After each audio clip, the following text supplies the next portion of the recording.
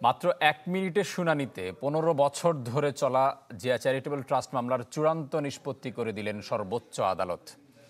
সকালে আপিল বিভাগের জ্যেষ্ঠ বিচারপতি আশফাকুল ইসলামের নেতৃত্বাধীন ৩ বিচারপতির বেঞ্চ খালেদা জিয়াকে খালাস দেন।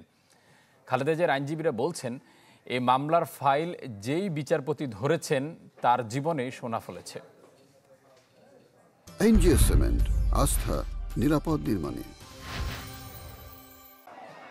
২০১০ সালে রাজধানীর তেজগাঁও থানায় খালেদা জিয়ার বিরুদ্ধে জিয়া চ্যারিটেবল ট্রাস্ট মামলা করে দুদক। এরপর এ মামলা সময়ে সময়ে রাজনৈতিক হাতিয়ার হিসেবে ব্যবহার করে আওয়ামী লীগ সরকার। ২০১৮ সালে জাতীয় নির্বাচনের আগে এ মামলায় খালেদা জিয়াকে ৭ বছরের কারাদণ্ড দেয়া হয়। এ মামলায় খালেদা জিয়া হাইকোর্টে আপিল করলেও অবস্থা বুঝতে পেরে আর আপিল শুনানি করেননি তার আইনজীবীরা। তবে ৫ আগস্টের পরিবর্তিত পরিস্থিতির পর এ মামলা নতুন করে শুনানির উদ্যোগ নেন তার আইনজীবীরা।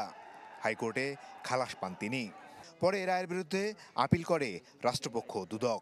সোমবার ১ মিনিটেরও কম সময়ের শুনানিতে খালেদা জিয়া সহ সব আসামির খালাসের রায় বহাল রাখেন সর্বোচ্চ আদালত।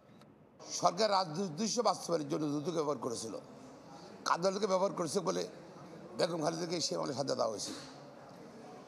কিন্তু এখন হাইকোর্ট ডিভিশন আপিলে সে মামলা খালাস দিয়েছে। জিয়া চ্যারিটেবল ট্রাস্ট মামলার বিচার করেছেন যেই বিচারক, তাদের সকলকেই পুরস্কৃত করা হয়েছে বলে জানালেন তার আইনজীবীরা। বললেন, এ রায়ে তারা খুশি। ট্রায়াল কোর্ট এবং হাইকোর্টে যে জাজ এই মামলার ফাইলে হাত দিয়ে ধরেছে সেই জাজের ভাগ্য খুলেছে, সেই জাজের প্রমোশন হয়েছে। বেগম খালেদা জেলে ঢুকলেন হেঁটে, বের হওয়ার সময় হুইল চেয়ারে বেরোতে হয়েছে।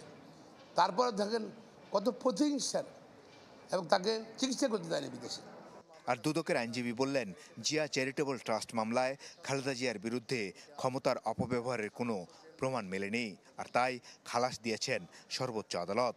টোটাল মামলাটায় একটা জিনিস দেখা যাচ্ছে যে অ্যালিগেশন ছিল প্রধানমন্ত্রী হিসাবে বেগম খালেদা জিয়া, বাট সমস্ত সাক্ষী ইনক্লুডিং আইও, ইনফরমেন্ট, ব্যাংকার, এক কথায় তারা স্বীকার করছে যে প্রধানমন্ত্রী হিসাবে কোথাও তার সিগনেচার বা কোনো কিছুই নাই।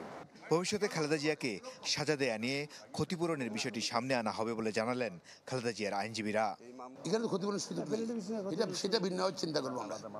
মাসুদুর রহমান, চ্যানেল 24, ঢাকা।